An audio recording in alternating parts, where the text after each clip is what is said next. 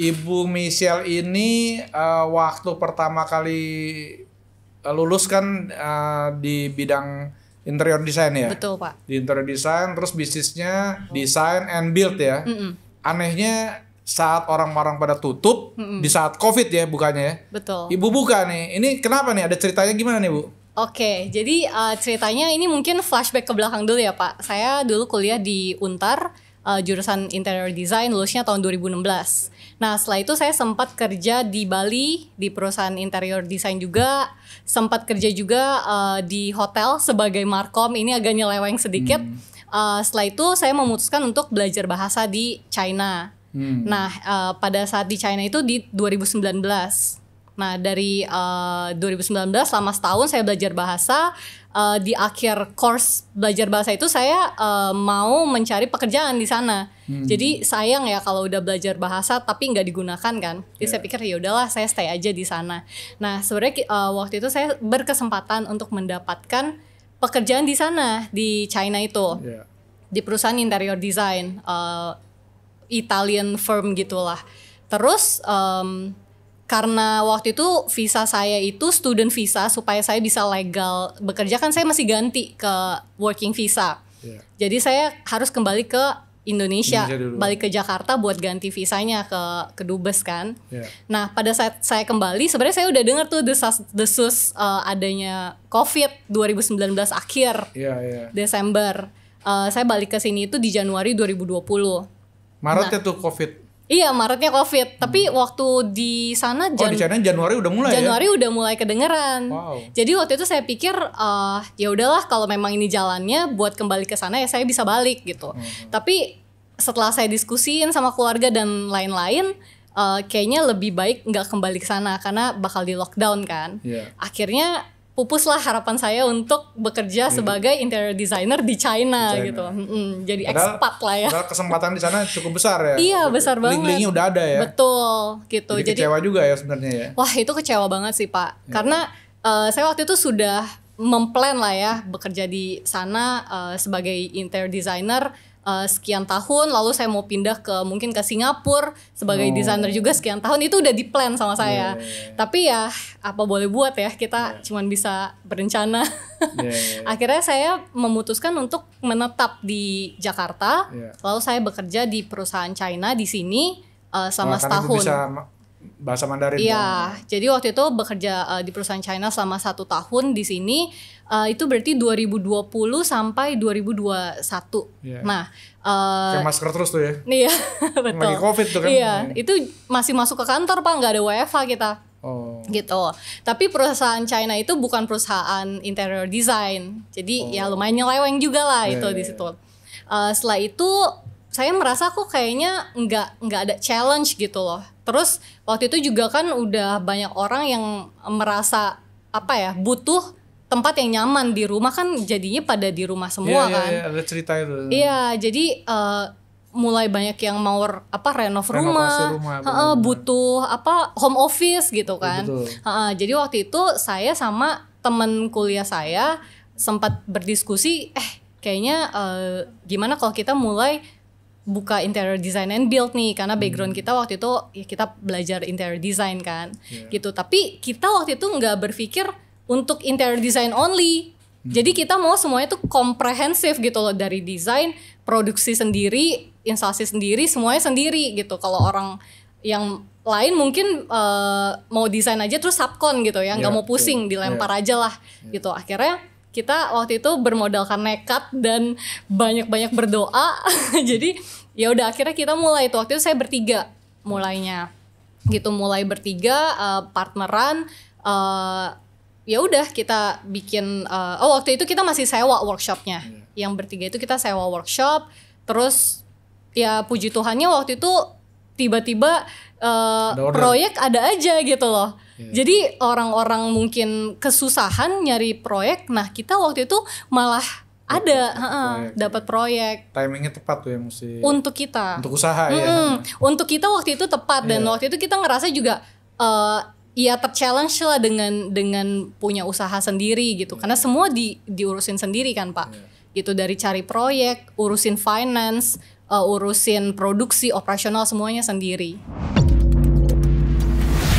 Welcome to SOS Podcast, tempat orang-orang hebat bicara.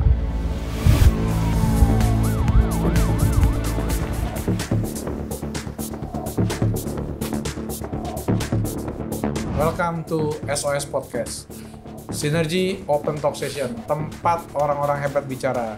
Nah, hari ini kita kedatangan Ibu Michelle Marcella. Kenapa namanya project kita ya, Bu? Oke, kenapa project kita? Nah, jadi dari yang 2021 tadi itu Pak, yang tadi saya bilang kan saya bertiga ya partneran. Itu namanya bukan project kita, nama lain. Terus 2023 saya memutuskan untuk berpisah. Nah, nama project kita ini dimulai dari 2023 itu. Jadi di 2023 saya harus ngulang semuanya lagi dari nol. Ya, yang di sini saya bikin workshop sendiri gitu. Nah, project kita, kenapa namanya project kita? Karena saya berpikir sebuah project itu hanya bisa sukses kalau semuanya bersinergi di dalamnya. Dari saya sendiri, tim saya, vendor, terus sampai ke klien gitu. Kenapa bukan project aku atau bukan project kamu? Karena ini kita semuanya bareng-bareng gitu. Jadi this is our project gitu. Bukannya project si klien doang. Ini ya udah jadinya ini ya udah project kita sama-sama. Jadi brand ya sekarang. Iya, that's why namanya saya kepikiran project kita. Iya. Bagus ya namanya. Thank you Pak. Iya, jadi orang jadi inget tuh. Iya. Kalau pakai nama Ambrosi atau apa gitu kan susah ya. Tapi kalau namanya project kita gitu, pasti orang tanya kenapa project kita. Jadi kelihatan teamworknya itu yang Ibu utamakan kan, sehingga si klien juga merasa wah ini solid nih timnya nih, karena everybody mensupport untuk menghasilkan satu output buat klien. Betul. Tetapi kliennya juga itu project kita. Iya. Karena walaupun you klien tapi kan kita yang ngerjain dan you mesti mau apa kan mesti barengan kan. Iya, Jadi, mesti kasih feedback juga kan kliennya betul. gitu. Bukan hanya dari si supply tapi juga si demand juga rasanya engagement ya. Betul, lebih engaged lah kliennya. Oke, ini ada cerita lucu nih saya dengar ya. Kata Ibu pernah menginap di mall ya. Jadi emang di mall ada hotel ya, Bu? Nggak ada, Pak. Kita nginepnya waktu itu kita tidurnya di sofa-sofa di pinggiran gitu. Di dalam department store. Ceritanya gimana itu, Bu? Jadi ceritanya waktu itu project komersil pertama kita, retail pertama kita di mall waktu itu di Grand Indonesia. Nah, seperti yang kita semua ketahui, jam kerja di mall itu kan jam 9 malam sampai jam 9 pagi gitu. Jadi malam-malam sampai pagi nih kerjanya, bukannya jam operasional gitu kan. Nah, karena waktu itu kita belum punya tim, belum punya site supervisor, belum ada project manager. Awal usaha semua masih kerjain sendiri.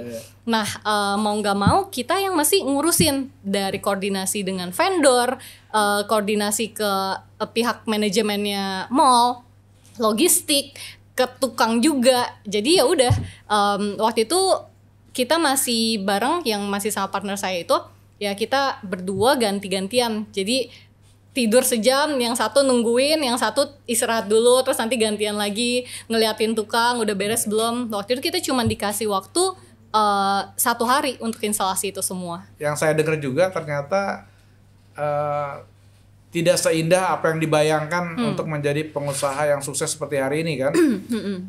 Cerita apa tuh? Di blackmail atau apa, cerita gimana tuh, Bu? Oke.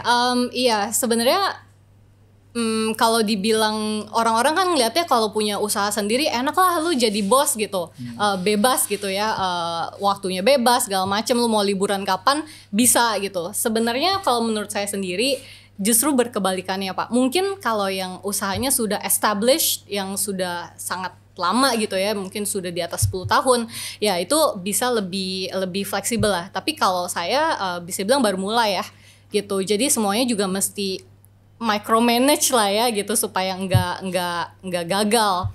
Nah, mungkin orang-orang lihatnya enak, tapi sebenarnya kita kerja bisnis sendiri itu malah 24/7 menurut saya.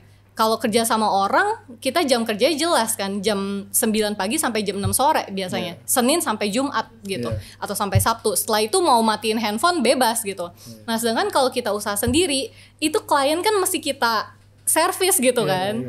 Jadi bahkan lagi liburan pun kadang diteleponin, ditanyain, malam-malam pun juga masih di teror lah ya istilahnya. Ya kita tetap mesti ladenin gitu, nggak bisa bodo amat gitu ya. Ini kan ibaratnya ini babynya kita gitu, anaknya kita. Nah kalau yang tadi di blackmail, wah ini jadi waktu itu ceritanya saya pernah mau kirim barang dari workshop saya ke lokasi proyek gitu, menggunakan third party lah untuk logistiknya. Nah di aplikasi itu sudah ditulisnya sudah sampai, sudah diterima gitu di site. Tapi barangnya belum kita terima. Nah ternyata barangnya itu dibawa sama si driver ini. Dan dia sampai kontak saya, dia bilang kalau kamu mau ambil barangnya, kamu transfer dulu uang sekian jumlahnya gitu. Nah tapi ya saya nggak mau semena-mena langsung transfer dong, karena kalau saya udah transfer ternyata barang yang nggak dikasih kan lebih bingung. Nah waktu itu barang itu urgent Pak, jadi masih selesai besok gitu loh. Waduh. Barangnya dibutuhkannya besok atau paling lama lusa gitu. Kalau masih sebulan lagi ya udahlah saya bisa bikin lagi gitu. Ya udah akhirnya singkat cerita ini orangnya juga kekeh nggak mau kirim barang saya, sampai saya harus meminta bantuan dari pihak kepolisian yang ya harus keluar uang lagi, harus buang waktu lagi, buang tenaga gitu. Jadi ya pada saat itu udah pusing banget sebenarnya, tapi ya itu masih dilewatin lah, kita sebagai pebisnis ya challenge-nya ada aja ya. Bagian dari ritme kesuksesan ya. Iya Pak, betul. Untuk mencapai kesuksesan pasti banyak suka dukanya ya. Iya. Sebenarnya apa saja sih pengorbanan pribadi yang pernah dilakukan demi usaha ini? Pengorbanan pribadi, jujur kalau waktu sebelum saya usaha sendiri itu kan kerja sama orang ya Pak.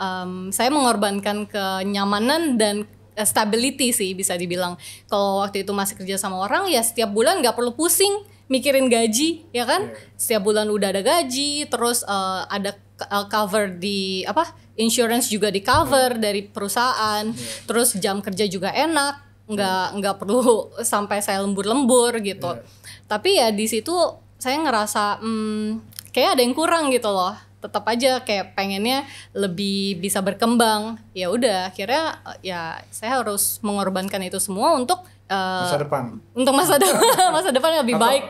Atau masa main-main yang lebih panjang. Karena sekarang kan Ibu sudah menikmati kan, saya lihat. Karena Ibu salah satu golfer yang karena ada gengnya ya. ada geng Sinergi Lady Golfer. Dan juga pengurus dari Sinergi Golfer, koordinatornya bilang jangan sampai pekerjaan mengganggu golf ya, kebalik ya. Pekerjaan mengganggu golf. Artinya sebenarnya hari ini secara tidak langsung ya walaupun Ibu sibuk tapi sudah bisa menikmati. Ibu mau sampaikan apa dengan cerita golfer tadi? Oh, dengan cerita golfer ya. Iya karena ini lebih berhubungan sama bisnis sih Pak. Jadi kalau di golf kan itu nggak ada wasitnya ya, nggak ada referee-nya gitu yang ngeliatin ini orang beneran gak sih masukin bolanya atau apa gitu. Nah itu lebih ke kejujuran sih kalau saya nangkepnya gitu. Jadi kalau saya lagi main sama orang dan mungkin itu prospek untuk bisnis partner atau untuk klien gitu, saya bisa lihat gitu ini orang waktu main bohong nggak skornya gitu. Kalau di situ aja dia bohong berarti kita bisa lihat life principle dia seperti apa lah ya, bisa kelihatan dari situ. Kalau main olahraga aja bohong berarti mungkin dia di bisnis juga bisa bohong-bohong. Bisa lebih bohong lagi. Iya. Untuk apalagi, fun aja bohong apalagi ya kan? Berhubungan dengan duit. Gitu. Duit ya bisnis ya. Jadi dari situ Ibu ngecek juga ya? Iya, dari situ saya ngecek juga orangnya kayak gimana nih. Kalau gitu setiap kali Ibu mau bisnis sama orang ya kan, Pak ayo main golf ya Pak. Kan hobi aja Pak, itu liatin itu. Wah ini dia bikin skor yang bohong kan ya. Diobservasi ya. Habis pulang langsung Pak maaf nih. Maaf nih. Lagi order banyak. Iya nih Pak. Mungkin pernah kejadian gitu cerita lucu itu. Bukan untuk business partner atau bukan untuk klien sih. Cuman ya adalah waktu kita lagi main ada yang ini bohong-bohong gitu skornya. Cuman ya kita ya udahlah kita tahu aja. Tapi ini orang ini ngajakin bisnis kita ada catatan ya. Saya notes itu di handphone gitu. Kayak gitu. Oke. Apa proyek yang paling berkesan yang dan menantang secara emosional maupun secara teknis itu yang Ibu hadapi apa itu?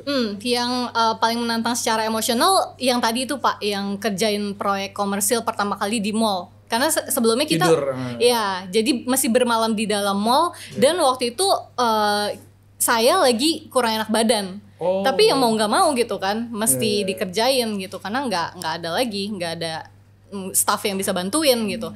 Ya itu sih yang menurut saya paling menantang dan thank goodness-nya ya kerjanya bisa selesai dengan baik gitu. Ya. Dan yang paling berkesan apa? Mengerjakan apa gitu? Yang paling berkesan mengerjakan rumah tinggal.